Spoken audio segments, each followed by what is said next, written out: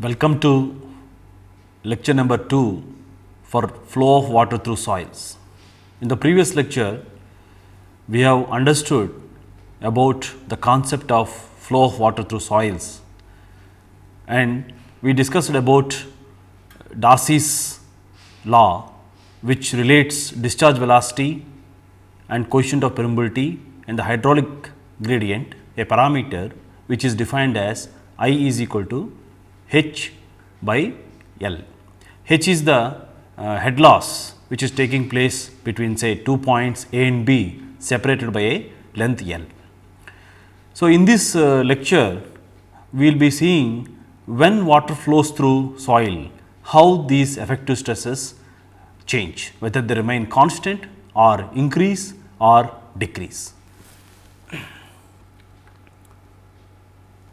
So, in the review in the previous class, we have understood about fluid flow through soils, and we introduced the Darcys law after Darcy 1856 and introduced a very important parameter in soil mechanics called coefficient of permeability. And we have tried to deduce between relationship between seepage velocity and discharge velocity, which we also named as superficial velocity. So, now in this lecture we will concentrate on flow of water. When flow of water takes place through a porous media, then what are the changes in geostatic stresses with flow of water through soils. So, let us concentrate this particular effect in the case when water flows through soil. So, before discussing that, in this slide, as we have seen in the previous lecture, the soil is assemblage of particles. In this particular slide, the granular particles are shown like solid grains, which are possible in coarse grained soils. But in case of clay soils, depending upon the structure, it can have a flocculent structure or a dispersed structure or semi flocculent or dispersed structure. So, depending upon that, the flow shall take place across the plates, that is the particles are perpendicular to their plane. So, here the soils are assemblages of solid particles with interconnected voids through which the water can flow from a point of higher energy to a point of low energy. That means that for the flow to take place, we said that there should be a higher energy should be there at point and a lower energy should exist at another point. So, then the flow can take place from a point of higher energy to a lower energy. So, this concept we have already seen, but let us look once again very important concept which we should remember in flow of water through soils. Here total head is H1 and the reference datum which is shown here, and the elevation head is Z1 and pressure head is P1 by gamma W. So, total head is equal to H1 is equal to P1 by gamma W plus Z1 at point 1. At point 2, total head is H2, that is summation of P2 by gamma W plus Z2. So, if you observe that when H1 is greater than H2, not necessary that down the hill the flow can take place from 1 to 2 in the confined aquifer conditions like the one which exists in below the ground level. So, for the flow to take place, the energy which is spent by the water in flowing through the soil is the H1 minus H2, that is delta H over a distance which takes place, say L is the length between 2 points. So, then hydraulic gradient is said to be here as H1 minus H2 divided by L. Now, while introducing when the concept of flow of water through soils, we said that and we assumed that the soil is assumed to be completely saturated and frictionless, assuming that frictionless boundaries are there, and we also assumed that the flow is in the laminar regime. That means that for soils, when the flow takes place through soils, the Reynolds number will be less than 1.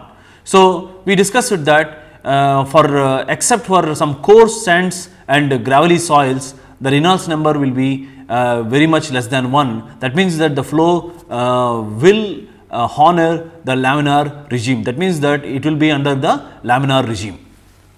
Then we define here Reynolds number is equal to rho v d10 by mu, where d10 is the effective particle size, v is the discharge velocity or superficial velocity, or which that is the velocity through which the water is flowing through a particular area of cross section. And we also discussed that the flow cannot take place through particularly passing through the contact points. So, it can actually take a winding path, and we described that path as a tortuous path. We idealized that at a macroscopic level as a path which is indicated called as a flow line. Okay.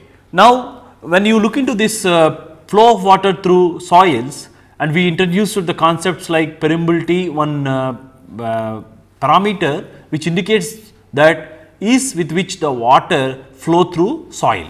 So, permeability is part of the proportionality constant in Darcys law. As you all know, the Darcys law is equal to V is equal to K I, and V is proportional to I. So, as long as the flow is in laminar regime, it satisfies this particular Darcys law. Once, except in gravelly soils, rest of the other soils, this particularly Darcys law remains valid.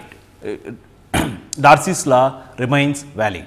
So, which Darcys law, which basically relates the discharge, that is the flow rate, and the fluid physical properties like viscosity, the viscosity of the permeant under consideration, to a pressure gradient applied to the porous media. That means that at what head it is the flow is taking place, that is the head loss or a pressure gradient.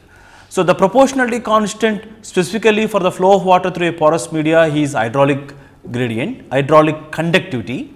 The proportionality constant specifically for the flow of water through a porous media is hydraulic conductivity. So, permeability is a portion of this and is the property of the porous media only, not the fluid. In naturally occurring soils, this particular permeability can range from different magnitudes.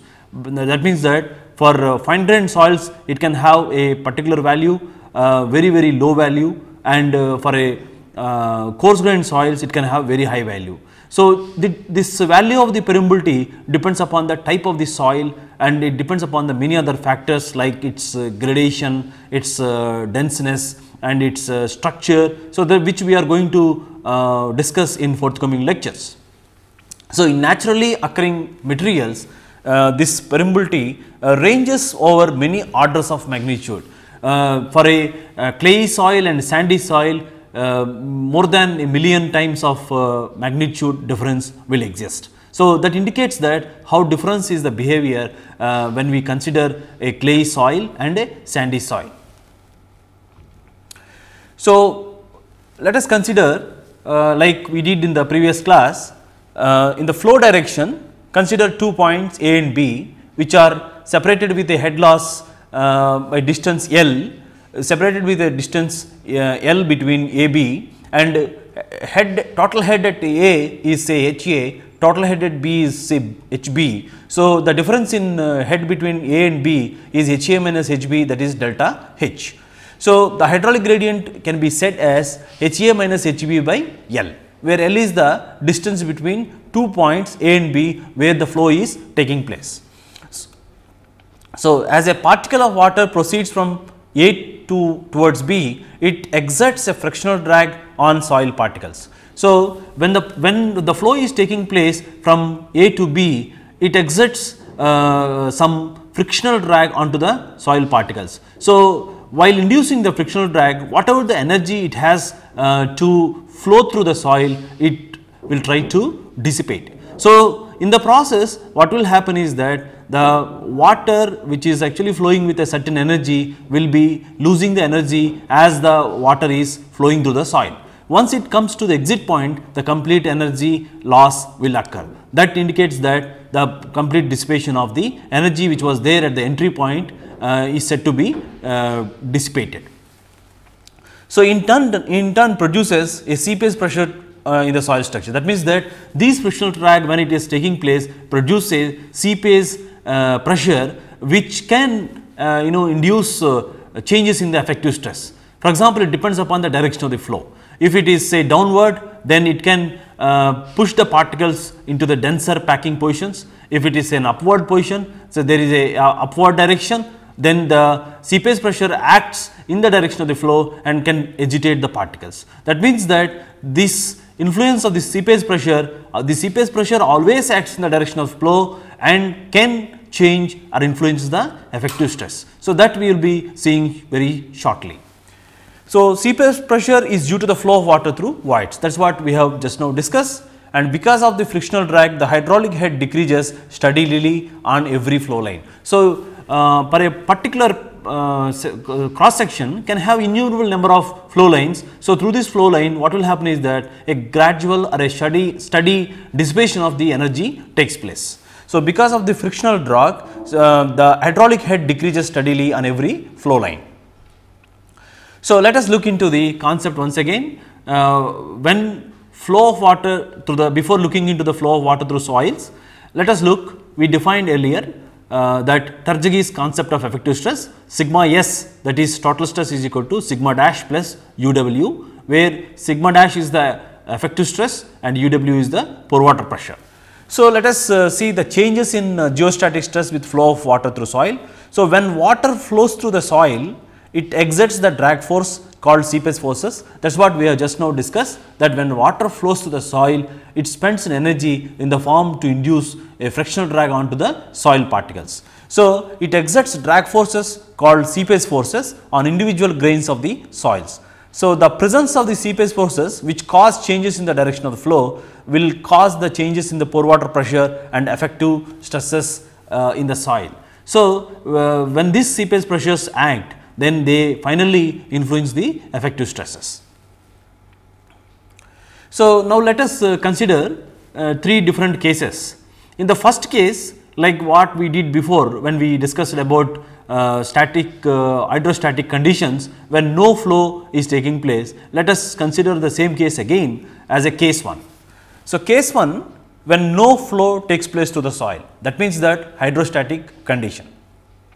So, consider a container having water head which is H1 and above H1 is the level of the water above the top surface of the soil.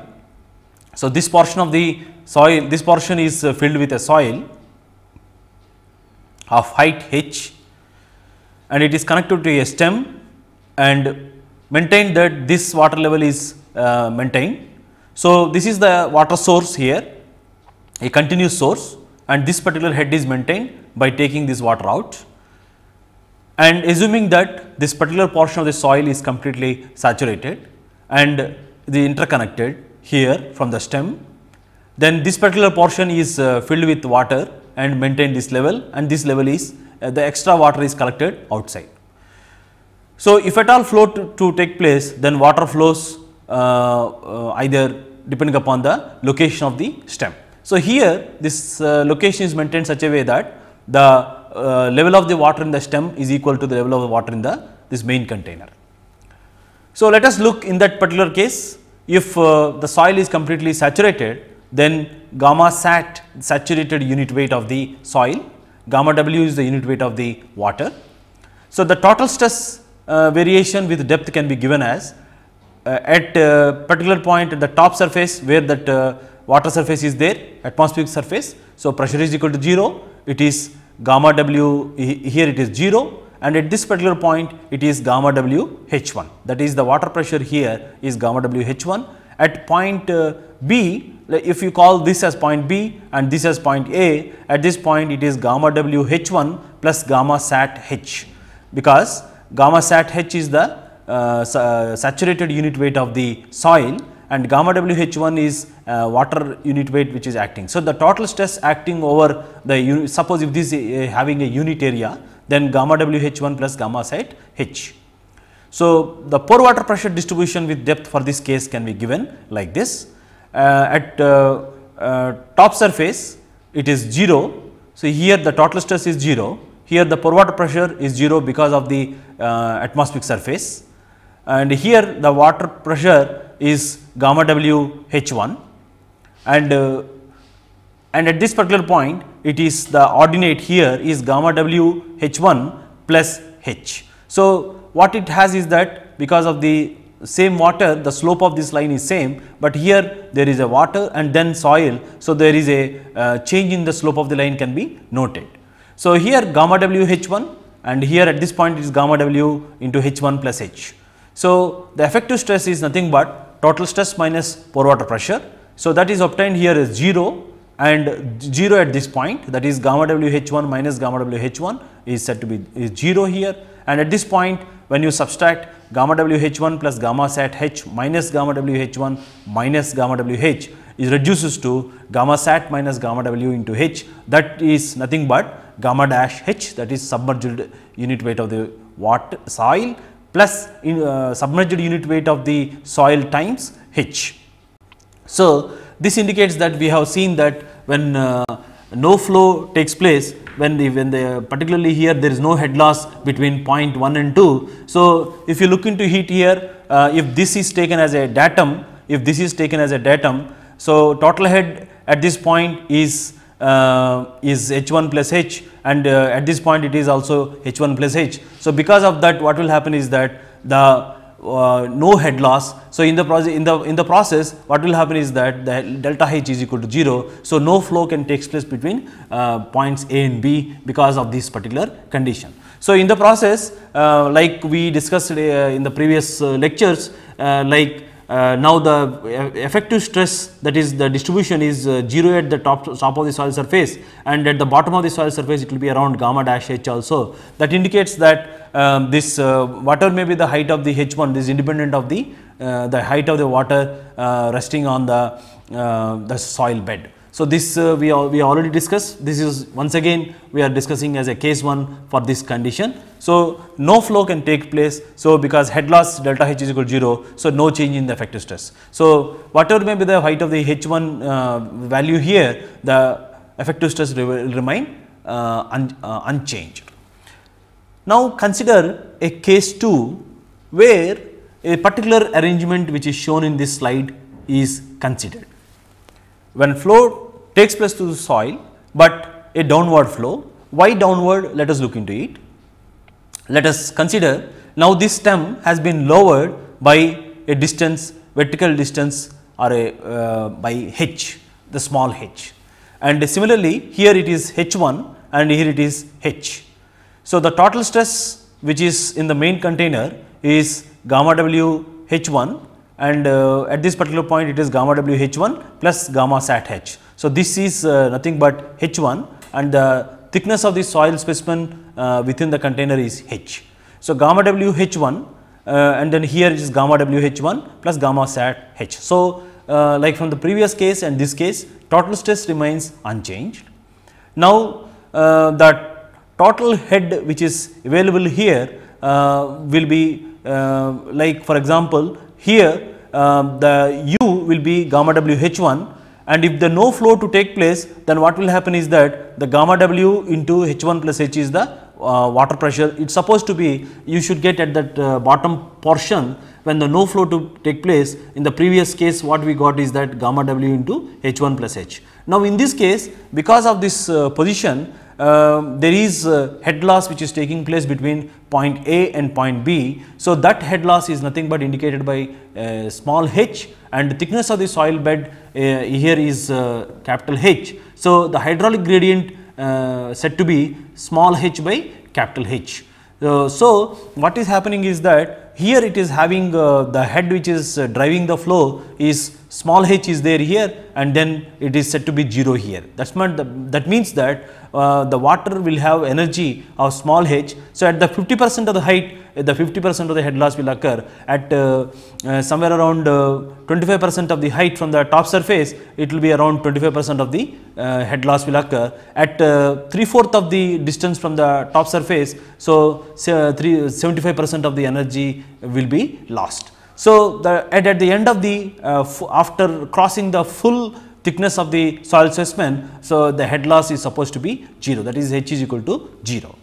So, here if by eventuality of that we will be seeing in the next slide, but here because of this particular phenomena, what will happen is that the pore water pressure which is available at top of the soil sample will now get reduced to gamma W into H1 plus capital H minus small h, gamma W into capital H1 plus capital H minus small h.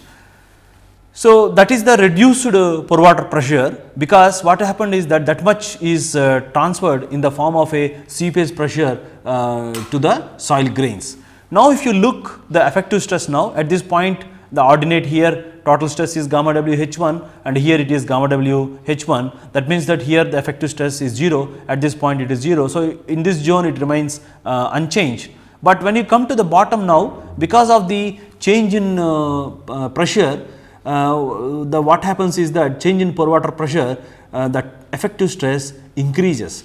Why? That let us look into here. So, that is nothing but total stress is equal to gamma W H1 plus gamma sat H minus this particular ordinate, if you consider here, minus gamma W into H1 plus H minus small h. So, if you simplify this, it reduces to gamma dash H plus H gamma W. When the no flow is taking place, we do not have this term H gamma W. Now, this H gamma W is adding. So, this is actually a component which is actually being spent in the form of a seepage pressure. So, because of this total head loss occurring available at this point and at this point, the head loss is as it is occurring from top to bottom, the flow takes place from top to bottom, that is the downward direction. So, when the flow takes place from top to bottom, that is in the direction that is in the downward direction, then what will happen is that what we are seeing is that the effective stress increases. So, downward flow increases the effective stress in soil. That is what we have seen, the downward flow increases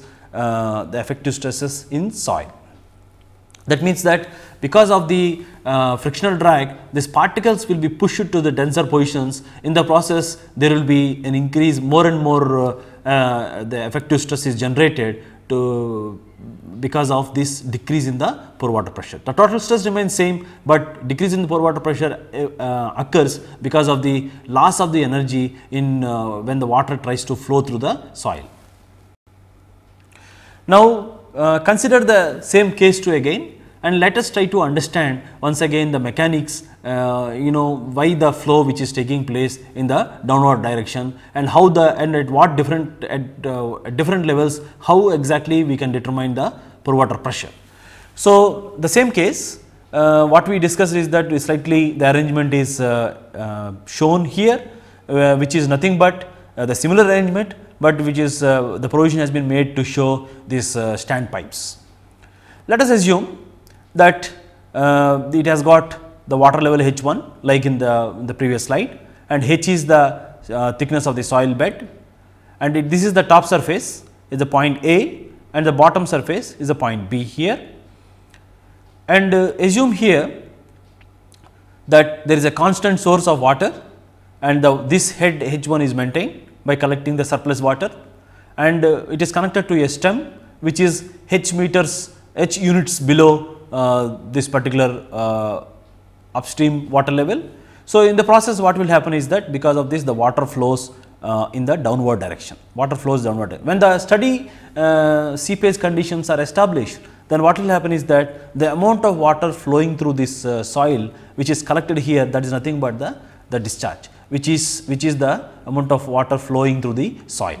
So, the amount of water collected in a given time we can estimate. So, based on that we estimate the coefficient of permeability value, which we are going to see in the next lecture about how to determine this coefficient of permeability of a given soil in the laboratory, as well as some field methods to determine this particular parameter. Now, let us consider if this particular portion is treated as a datum, that is the reference datum, then total head at point A is H plus H1, because the pressure head is H1 and elevation head A is H meters above the datum. So, the total head is equal to the pressure head is H1, elevation head is H. So, the total head at A is H plus H1. Now, when you come to the portion that is the point B, which is at the bottom of the sample, the total head at B is equal to H plus H1 minus H.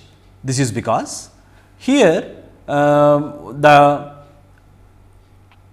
elevation head is 0, the pressure head is H plus H1 minus H, because that much head loss is already occurred. That means that here if you look into it, here H is the energy which is available, that is head which is available between this point to this point, that is the head loss which is occurring from upstream end to downstream end over a length H. So, the ratio of this slope of this line is nothing but the hydraulic gradient I.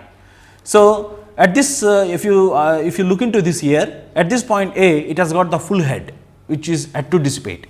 At this point at a certain depth, there is a certain head component which is there. So, that is nothing but I is equal to H by H. So, H is equal to I H. So, there is a, for example, if this is Z is equal to H by 2, then we can say that 50% of the head loss is already occurred. When this Z is say H, then complete head loss occurs. So, at this particular point, so when Z is equal to say now H, small h, so total head at B now is, because pressure head is now H plus H1 minus H, that is this level, H plus H1 minus H, and elevation head is 0, because of this total head at B is equal to H plus H1 minus H. So, if you look into it, the difference between H plus total head at A and B is nothing but small h, that is the one which is driving the water to flow in the downward direction. So, similarly, now whatever the pressure distribution what we got now can be interpreted like this. So, at this particular point, because of the atmospheric pressure, the pressure is 0, water pressure is 0. At this point A, it is gamma W H1. So, here what we said is also gamma W H1, that is H1 is the pressure head which is available at point A, and H is the elevation. Then the total head we are here we are saying is that total head is at A is equal to H plus H1. So, here at a certain point from the top surface, say from A, that is at certain point within the soil, say Z, then that ordinate can be given as H1 plus Z minus IH. So, this Z can be if it is say Z is equal to full soil depth, then it changes to gamma W into H1 plus capital H minus small I h. So, this is the I h is nothing but the is written as I is equal to H by small h. So, previously what we are writing is that H1 plus capital H1 plus capital H minus small h. The small h is now written in terms of hydraulic gradient times thickness of the soil specimen. So, the effective, suppose if the no flow takes place, what we have this ordinate is now what we are seeing is gamma W into H1 plus H. So, because of this flow which is taking place, this much particular portion of the pore water pressure is lost from point A to point B. So, that is transferred to the soil grains in the form as an effective stress. So, that actually results as an effective stress. So, similar mechanism can be explained for when the flow is taking place in the upward direction. So, let us look into it as a case 3. So, when the flow takes place through soil in the upward direction, that means that assume that now the similar arrangement, but what we did is that this stem of the stem has been taken h meters or h units above this level.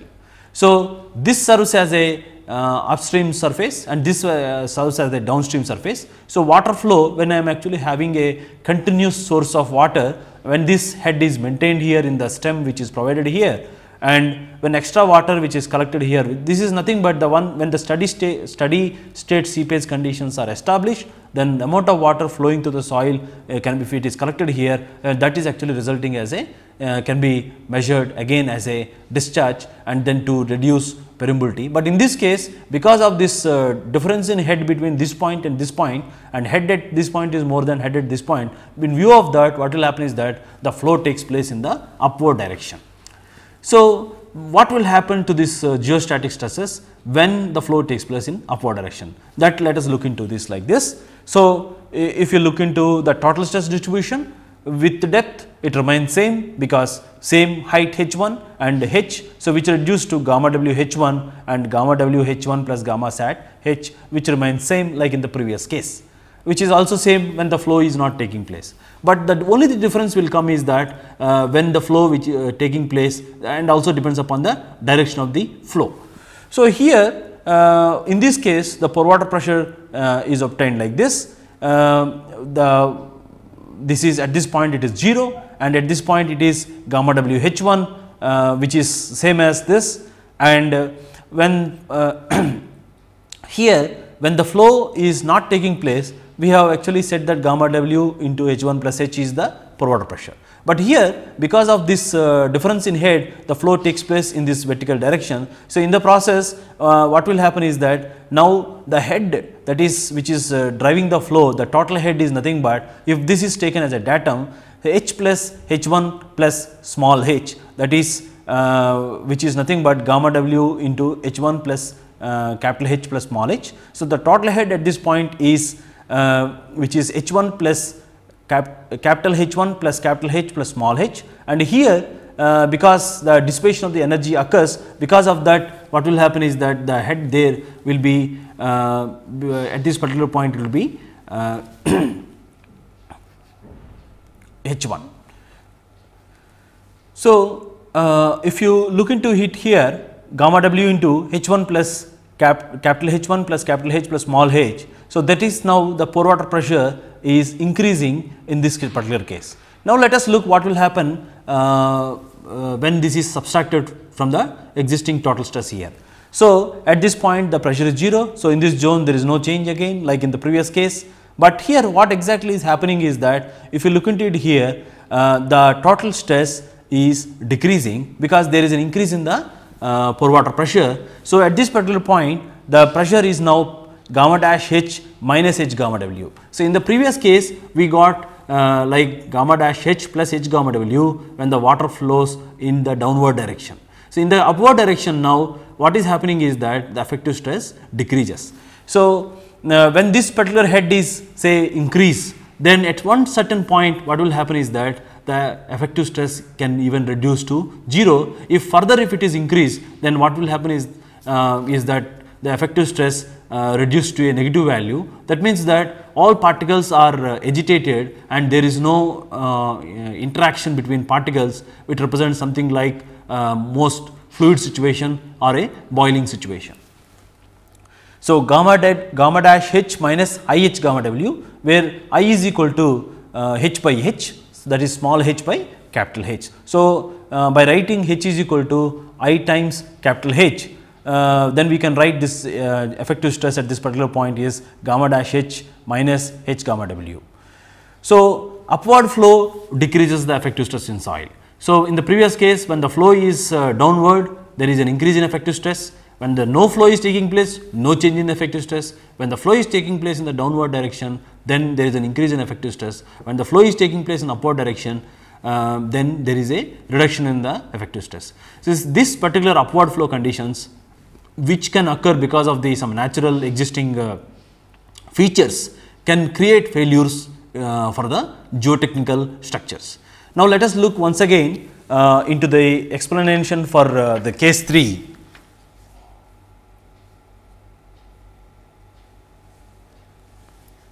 Here the same situation is explained here, where you will see that the H is the capital H is the thickness of the soil specimen and H1 is the head of the water which is resting here. So, the extra water which is collected here is the, after establishing the steady seepage conditions, that is the one which is actually when flow is taking place in the upward direction, that is the direction of the flow is this. So, the head loss between these 2 points is the small h, the length of the soil specimen which is subjected to flow is capital H. So, the hydraulic gradient is head h which is available here, which is driving the flow, is small h, which is here and 0 at this particular point. The slope of this line is nothing but the hydraulic gradient is I is equal to small h by capital H. Now, if you put at different points say at this point and at this point and at this point, and if this point is called as A and if this point is termed as B, which is shown here, then if this particular plane is taken as datum, then elevation head is 0. The pressure head, if the water is tapped here, then it will rise to a head which is equivalent to h plus h1 plus small h. That means that the head which is there is this much.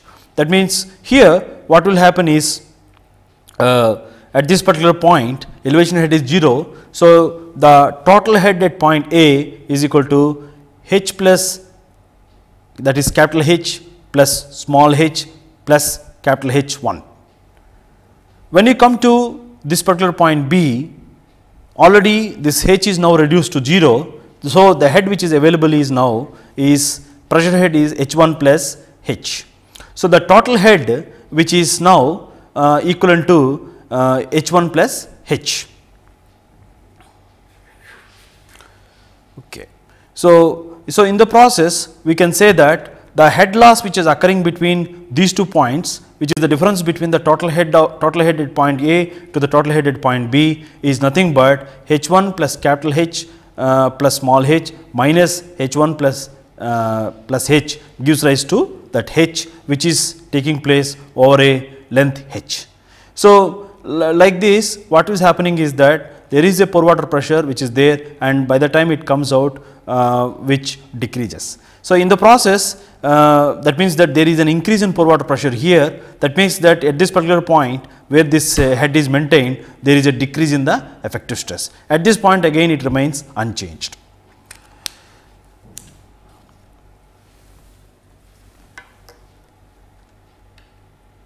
So, having seen the effect of CPS or a flow of water through this effective stresses, that is effect of CPS on effective stresses. So, CPS is the flow of water through soil, that is what we have discussed. It exerts a frictional drag on the soil particles and in the form of a force called CPS forces, and which results in head loss. Because of the mobilization of the CPS forces, it results in that head loss which is actually driving the flow. And CPS flows play a very important role in destabilizing geotechnical structures. Like we discussed just now, this particularly the CPS flows play very important role in destabilizing certain geotechnical structures, which we are going to see very shortly.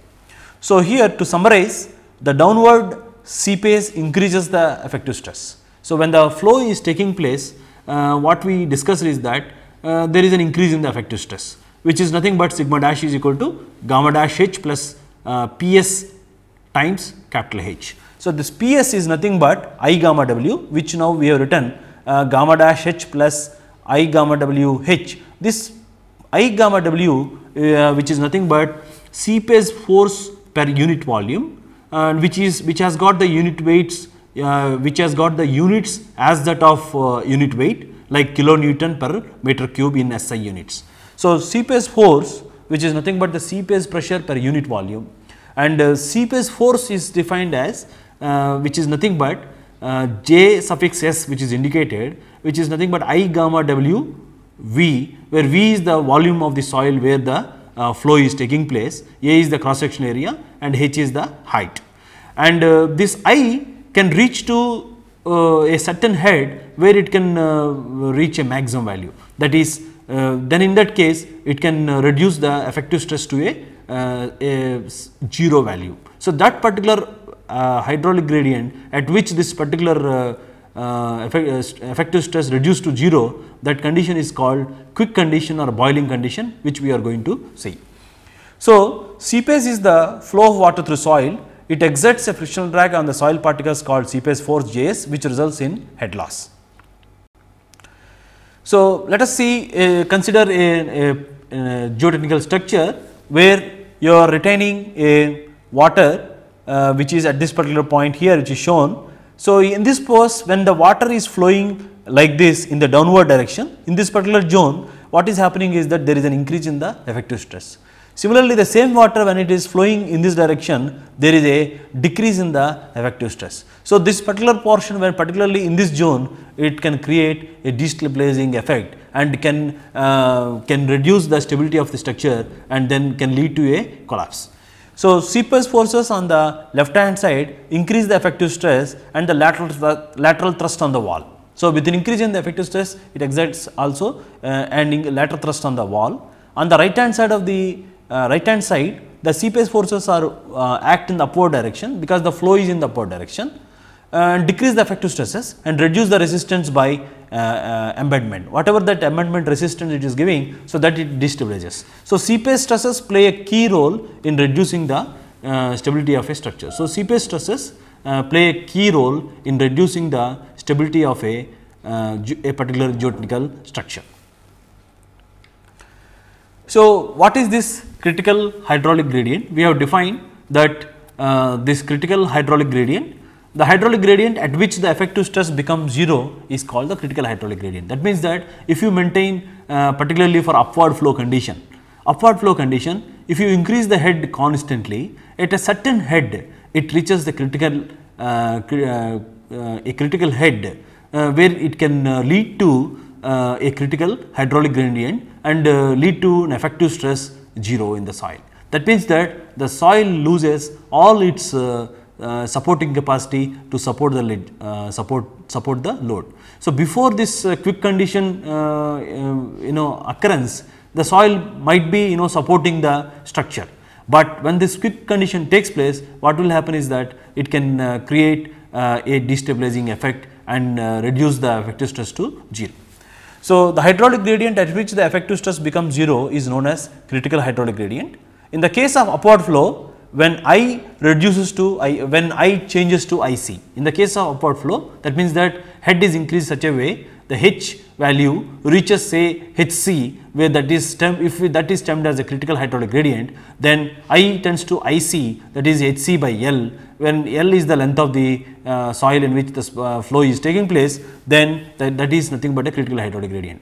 So, in the previous case, when the flow is taking in upward direction, we have derived an expression called sigma dash is equal to gamma dash H minus gamma WH. So, now if you gamma dash H I gamma W H is equal to 0.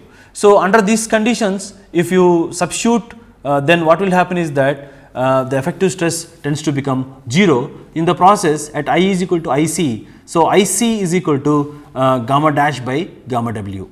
So, if you for a saturated soil, if you take then we can express this in terms of IC is equal to GS minus 1 by 1 plus E also. So, if you know the specific gravity and then packing of the soil particles, we can even determine the critical hydraulic gradient. For sandy soils having specific gravity equivalent to 2.65 or so, the critical hydraulic gradient will be equal to 1, IC is equal to 1. Under these circumstances, cohesionless soil cannot support any weight. So, because of when I tends to IC, then IC is equal to gamma dash by gamma W. That means that whatever that weight because of the which is acting at that particular point, that is suppressed by this pore water pressure. So, that means that the stress which is acting at the top, which is equivalent to the one which is countering that. So, in the process what will happen is that the effective stress reduced to 0. So, generally this particularly this critical hydraulic gradient is very severe, but for cohesionless soils or particularly for sandy soils or fine sands or silty sand or silty soils. It is not possible for a gravelly soils or pebbles, because there is a weight which is required to be lifted that will be very high. So, in the process it gets suppressed, but in the process for a fine sandy soils or silty sand, this can agitate the soil particles, can also have a this upward flow or a agitating effect. Whereas, particularly for clay soils, again this quick condition cannot exist, because in the clay soils there is an apparent cohesion or a cohesion which can determine this particular behavior. So, moreover, as the I becomes IC, the soil becomes much looser and coefficient of permeability increases.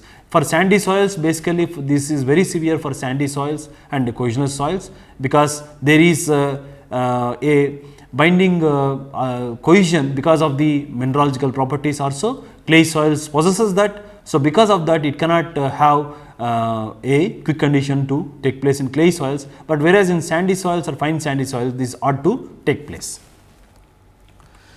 So, quick condition or boiling condition in cohesionless soils, that is what we are discussing. Now, let us consider in this slide a thickness of the soil bed which is undergoing upward flow is B, and H minus B is the head loss taking place between these two levels, and total head at point B is small b and total head at A is H. So, the difference is nothing but H minus B, that is the head loss. Hydraulic gradient here I is equal to H minus B by B. So, the pore water pressure at point A here is gamma WH, and so now if you look at point A, sigma V dash, that is vertical stress, vertical effective stress, is equal to gamma sat B minus gamma WH, that is gamma sat, that is saturated unit weight of the soil, times the thickness of the soil specimen minus gamma WH, that is the pore water pressure at this point. So, that is nothing but H minus B plus B, that is the head which is available, and elevation head is equal to 0. So, the total head is equal to H here, the pore water pressure head also equal to H. So, the pore water pressure at A is equal to gamma WH. So, because of this, the effective stress can be written as gamma sat B minus gamma WH. So, hydraulic gradient I is equal to H minus B by B. So, H is equal to, we can write like B into I plus 1. So, substituting for here for H in the previous equation at A, sigma V dash is equal to gamma sat B minus gamma WH. Then if after simplifying, it reduced to sigma V dash is equal to gamma sat B minus gamma WB into I plus 1. For quick condition to take place, if you look into it, sigma V dash is equal to 0. That is for quick condition to take place, or boiling condition or agitating condition to take place, this I has to become critical hydraulic gradient. That means that the this particular value of H minus B has to be increased, so that this head becomes the critical head causing boiling condition. So, in this particular case, when it becomes I is equal to IC, then IC is equal to gamma sat by gamma W. So, the IC is equal to gamma dash, that is gamma sat minus gamma W by gamma W, which can be written as gamma dash by gamma W, which can be further simplified by considering the saturated soil GS minus 1 by 1 plus B, 1 plus E. So, IC is equal to GS minus 1 by 1 plus E. Where this this quicksand or what are the conditions favorable for this quicksand or boiling conditions to occur. So, quicksand or a boiling condition is a condition, is a flow condition, not a type of sand, that is required to be noted. So, quicksand is not a type of sand, but a flow condition occurring within a cohesionless soil. That is the reason we said that fine sands or silty sand soils or so, when its effective stress is reduced to 0 due to upward flow of water. So, quicksand is not a type of sand, but is a flow condition, and which occurs in cohesionless soils when its effective stress is reduced to 0 due to upward flow of water. Then the quicksand occurs in nature when water is being forced upward under pressurized conditions. This is possible when there are some artesian conditions, say a pervious layer is meeting with a head of water because of the source of river or so, can have artesian conditions. In the process, what will happen is that water tries to develop very high head at that particular point and drives the flow in the upward direction. So, in this case, the pressure of the escaping water exceeds the weight of the soil and the sand grains are forced apart. This result is that the soil has no capability to support the load. That is the reason why in the particular quicksand condition, the pressure of the escaping water they exceeds the weight of the soil. That is the reason why when we said that pebbles or gravelly soils cannot have, because it has to exceed the sulfate of those materials. But whereas in fine particles like sandy soils or so, it can separate them, tore apart them, and then can create this particular condition. So, the condition is that we have discussed that one thing, why does quick condition or boiling occurs mostly in fine sands or silts, because they are absence of having cohesion. Because of that, what will happen is that it cannot have this particular capability to sustain this. So, they are prone for quick condition. So, what are the practical examples of the quicksand condition or boiling condition? Generally, excavations in granular materials behind cofferdams alongside rivers. So, whenever the excavations are taking place, water tries to flow from at higher head to the lower head, can create a quicksand condition or a boiling condition. Any place where artesian pressure exists, that is where the head of the water is greater than the usual static water pressure. So, when a pervious underground structure is continuous and connected to a place where the head is higher.